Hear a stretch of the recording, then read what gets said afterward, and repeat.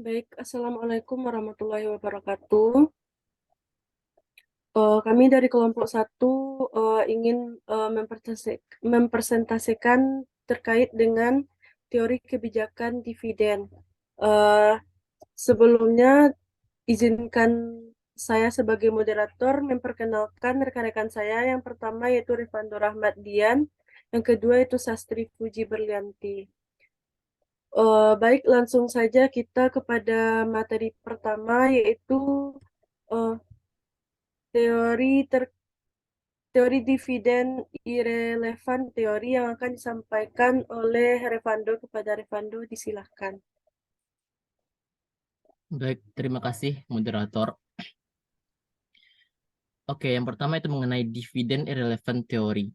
Mengungkapkan bahwa keputusan perusahaan untuk membagikan dividen atau menahan keuntungan dalam bentuk reinvestasi tidak akan mempengaruhi nilai perusahaan dan keputusan investasi investor. Teori ini dikembangkan oleh ahli ekonomi dan ilmuwan keuangan terkenal, yaitu Myron Gordon dan Franco Modigliani pada tahun 1961. Menurut teori ini, investor tidak peduli apakah perusahaan membayar dividen atau menahan keuntungan untuk reinvestasi, karena mereka dapat menghasilkan keuntungan yang sama dengan cara lain seperti menjual saham. Oleh karena itu, kebijakan dividen tidak akan mempengaruhi harga saham atau nilai perusahaan. Next. Oke, selanjutnya itu mengenai asumsi yang dikemukakan oleh Modigliani dan Mailer. Yang pertama itu tidak ada pajak atas pendapatan perusahaan dan pendapatan pribadi. Yang kedua, tidak ada biaya emisi atau biaya transaksi saham. Yang ketiga, leverage keuangan tidak mempunyai pengaruh terhadap biaya modal. Yang keempat, investor dan manajer memiliki informasi yang sama tentang prospek perusahaan. Yang kelima, pendistribusian pendapatan antara dividen dan laba ditahan tidak berpengaruh terhadap biaya modal sendiri. Dan terakhir yaitu kebijakan penganggaran modal independen dengan kebijakan dividen. Nah, menurut teori ini, ini berarti bahwa pengaruh pembayaran dividen terhadap kemakmuran pemegang saham di-offset sepenuhnya oleh cara-cara pembelanjaan investasi yang dilakukan perusahaan. Misalkan, perusahaan telah membuat keputusan investasi, maka perusahaan harus memutuskan apakah menahan laba untuk membelanjai investasi atau membayar dividen dan menjual saham baru sejumlah dividen yang dibayarkan. Next.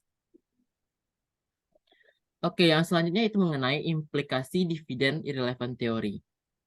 Implikasi utama dari dividen irrelevance theory adalah bahwa kebijakan dividen tidak mempengaruhi nilai perusahaan atau keputusan investasi investor dalam jangka panjang.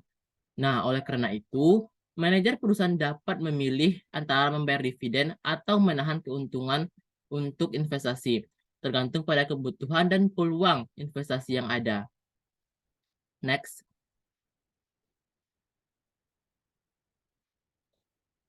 Oke, selanjutnya itu mengenai kelebihan dan kekurangan dividen irrelevance theory. Yang pertama, kelebihannya. Teori dividen irrelevance memberikan pandangan yang jelas dan sederhana mengenai hubungan antara kebijakan dividen dan nilai perusahaan. Nah, ini memudahkan manajer, perusahaan, dan investor untuk memahami bahwa keputusan investasi dan kebijakan pendanaan yang tepat lebih penting daripada kebijakan dividen dalam meningkatkan nilai perusahaan. Yang kedua, teori ini menunjukkan bahwa perusahaan dapat memilih antara membayar dividen atau menahan keuntungan untuk investasi, tergantung pada kebutuhan dan peluang investasi yang ada.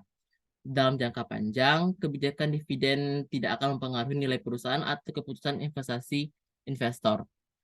Dan kelebihannya yang terakhir yaitu teori dividen irrelevance dapat membantu manajer perusahaan untuk fokus pada investasi jangka panjang dan pengambilan keputusan yang lebih baik tentang alokasi modal daripada terjebak pada keputusan singkat tentang pembayaran dividen.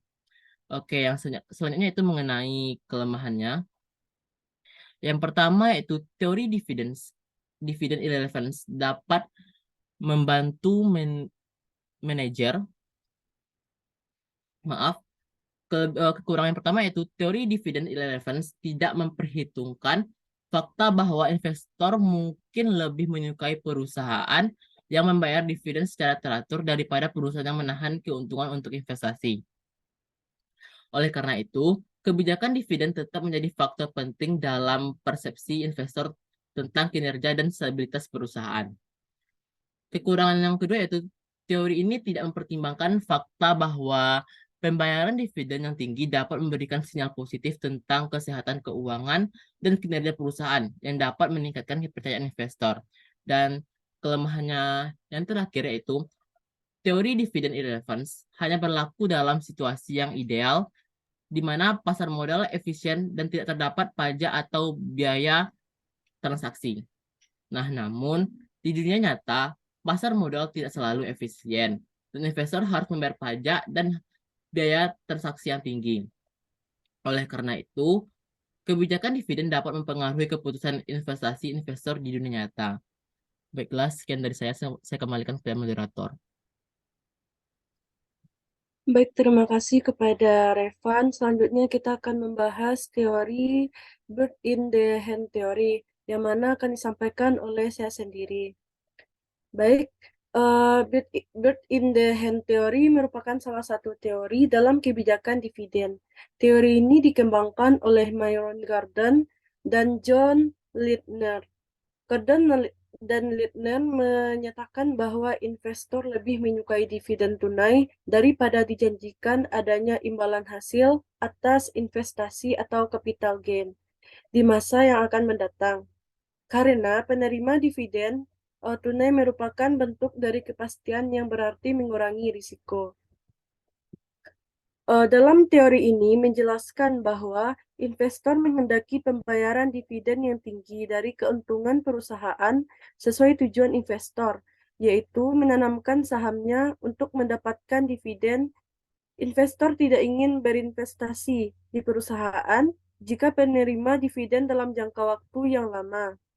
Investor akan bersedia membayar harga yang lebih tinggi untuk perusahaan yang membayar dividen saat ini.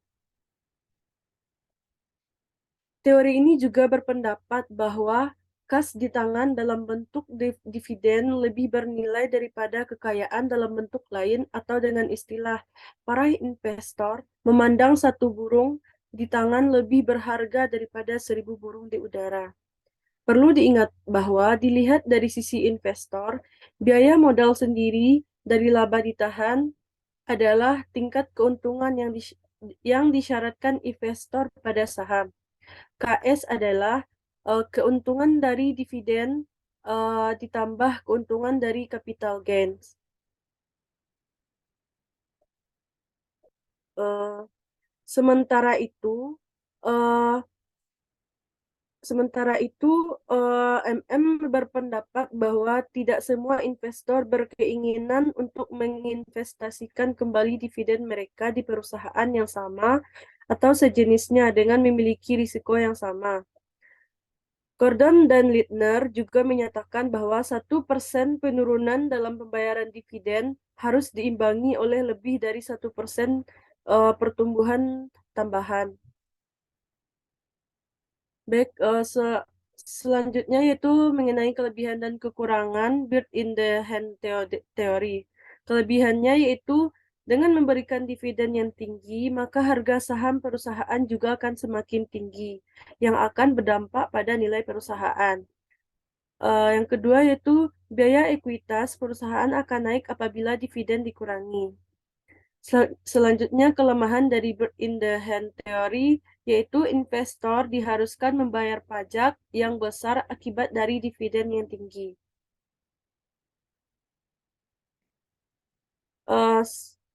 Selanjutnya, materi tentang teori tax preference theory yang akan disampaikan oleh Fuji. Kepada Fuji, disilahkan. Baik, terima kasih kepada moderator.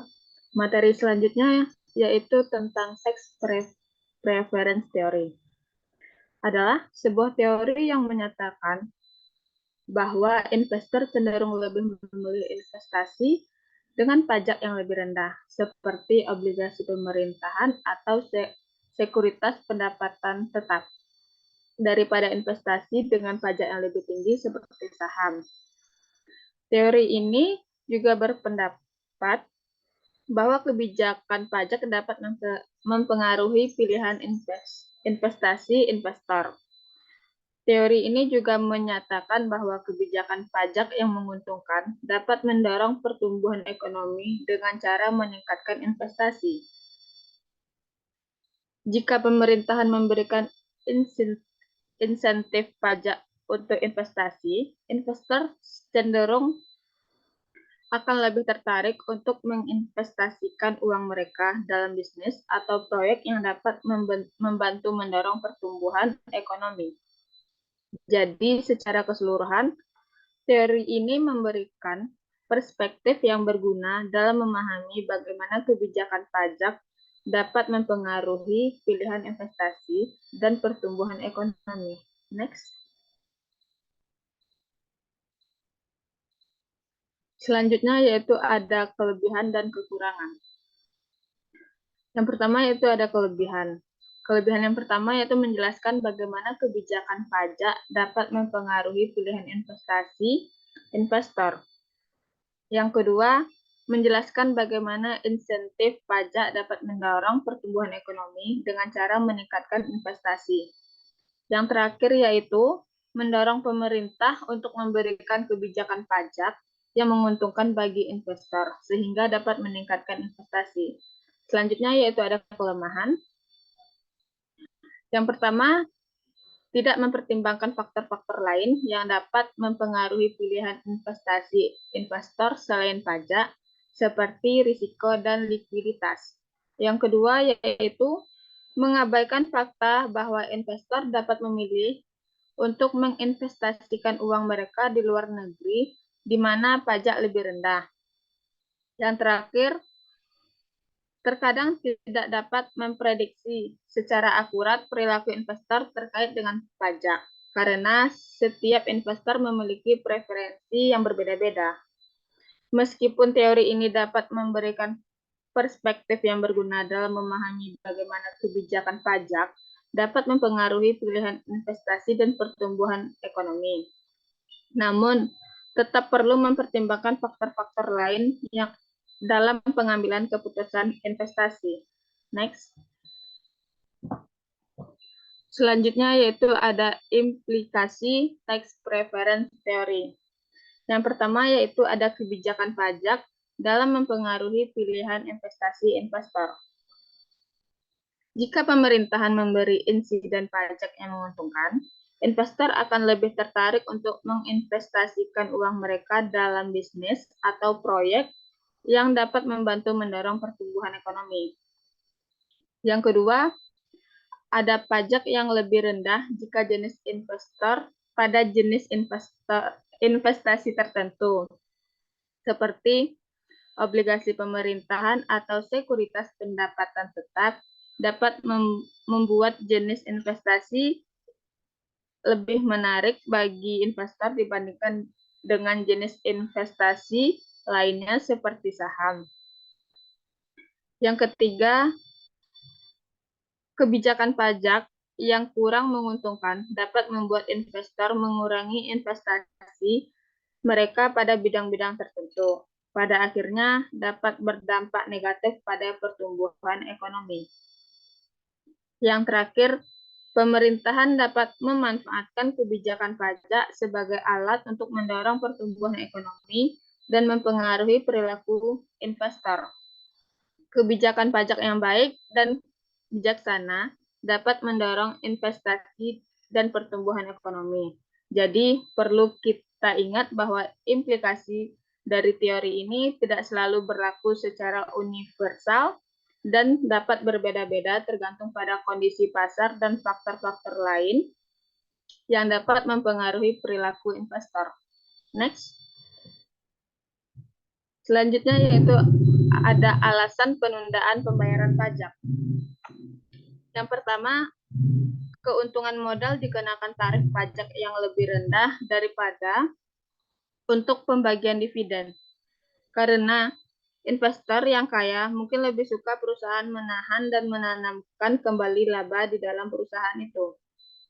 Yang kedua, pajak atas keuntungan tidak dibayarkan sampai saham terjual karena adanya nilai efek waktu, $1 pajak yang dibayarkan di masa mendatang mempunyai biaya efektif yang lebih rendah daripada $1 yang dibayarkan hari ini. Yang terakhir, jika selembar saham dimiliki oleh seseorang sampai ia meninggal, maka tidak ada pajak keuntungan modal yang terutang, atau ahli waris dapat terhindar dari pajak keuntungan modal. Baik, sekian materi dari saya. Saya kembalikan ke moderator.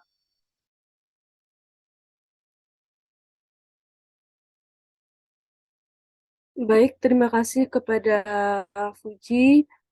Sekian materi dari kelompok 1 terkait teori kebijakan dividen. Apabila ada kesalahan, mohon dimaafkan. Semoga bermanfaat bagi kita. Dan sekian, terima kasih. Assalamualaikum warahmatullahi wabarakatuh.